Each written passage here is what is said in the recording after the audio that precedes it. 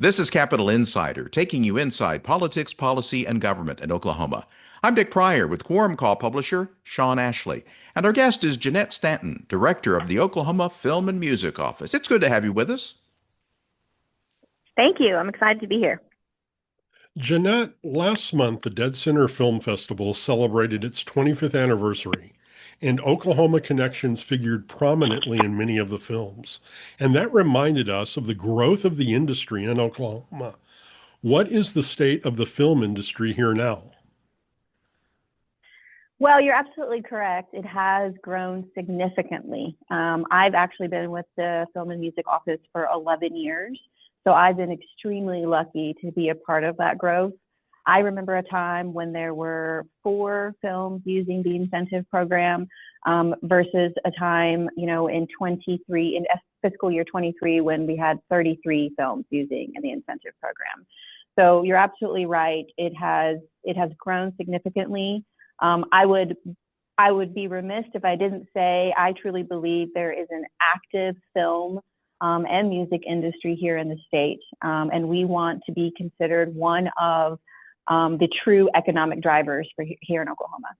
While major feature films shot here gain a lot of attention, and rightly so, independent films featuring Oklahoma actors, producers, directors, and locations appear to be on the rise. What is triggering that? Well, I mean, honestly, one of the main missions of our office is to support the local industry. They are extremely important to the growth of the film industry. And I think as the incentive has continued to grow with support of state and city leadership and tribal leadership as well, that really speaks volume to the support that the state has for the local community. And you're right, some of those outside forces are significant and obviously create a big splash, but that really creates an environment where the locals can really see that this is supported by the state, that they want this industry to thrive and continue to thrive. And that really creates jobs for the locals. It creates more businesses.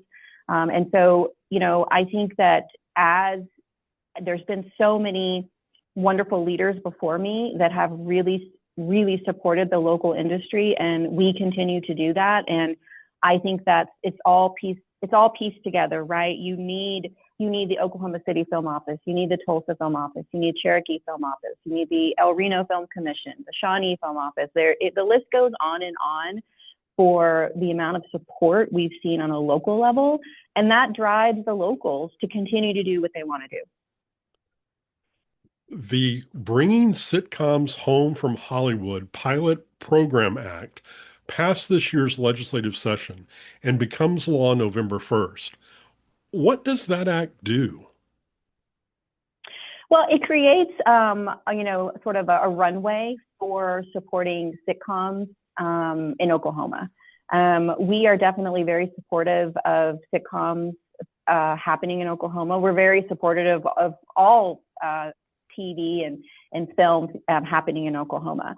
But what this act does, it really creates that runway to support a specific genre of film, if you will, a specific a niche, if you will, which is all wonderful, right? So it's just another avenue that stakeholders are supporting that really is just encompassing in the whole film and music picture, right? It's part of the grand plan.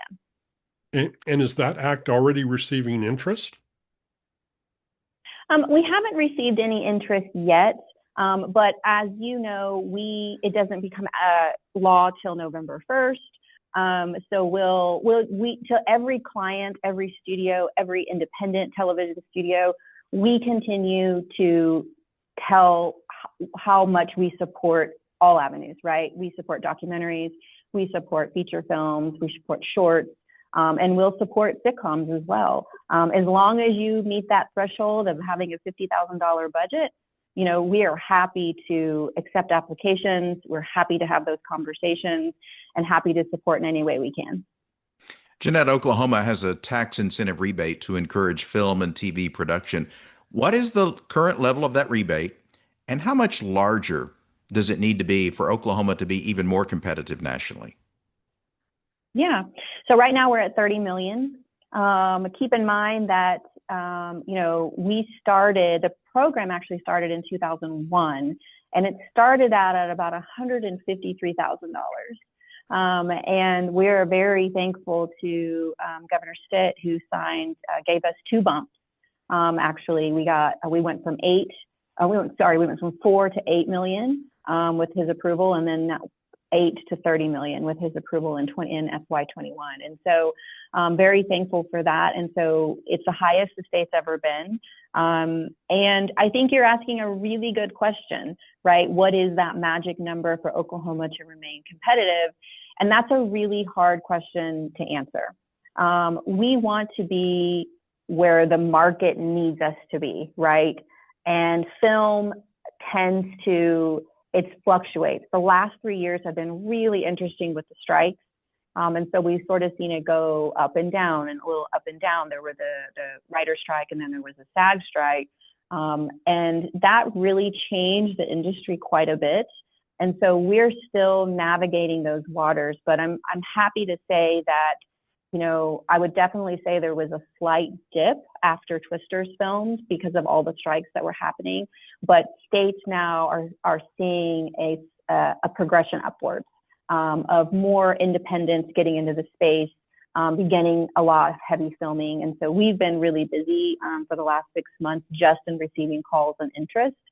But to your question, as far as like where that number is, I think it's going to take a lot of people and a lot of conversations to figure out where Oklahoma wants to be. We definitely want to be fiscally conservative. We also want to make sure that we're using all the money every year.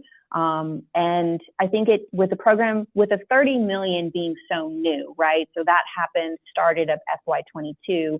We still want to give it another year to see what is the interest. We continue to use the full 30 million, evaluate how much business are we turning away.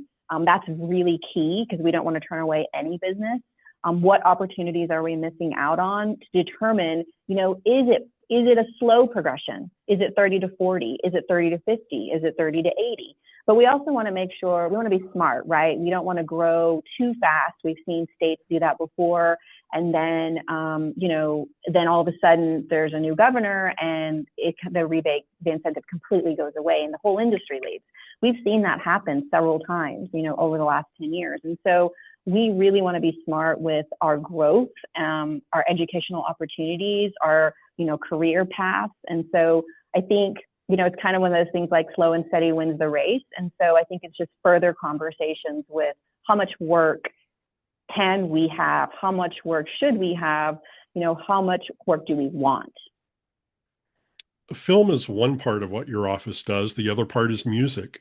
What does your office do to support and promote Oklahoma's music industry? Yeah, so music, we're really excited about music. I'd be the first to say that music has gotten a little overshadowed over the last few years by film, and that's okay. That's part of the industry, the office's growth. But for music specifically, we have really started diving into what do music-friendly communities look like to mirror our film-friendly communities. What does a night economy look like in a lot of communities? How can we help with that growth? Inviting more community members to music opportunities that we know about to help learn and educate on how to support the local venue, the local artist. And music education is part of that piece. We continue to support a lot of local music festivals that are city-driven. So, for instance, the city of Purcell is having a music festival in September. We're coming on board and helping support those efforts. And they're more local focused, right? They're bringing in local acts or they're bringing in outside local acts that are from Oklahoma. So we've started with supporting a lot of music initiatives as well. And then we're continuing to develop the music conversation in our office to be able to give communities a true toolkit of how to develop the music more in their communities, because it is also an economic driver. It can be a huge economic driver. What's missing from the state's perspective of how we can step in and help communities thrive. Jeanette Stanton, Director of the Oklahoma Film and Music Office. As always, it's a pleasure visiting with you. Thank you. Thank you. And that's Capital Insider. For more information, go to quorumcall.online. You can find video of Capital Insider segments on the KGOU YouTube channel. Audio and transcripts are at kgou.org. And look for Capital Insider where you get podcasts. Until next time, with Sean Ashley, I'm Dick Pryor.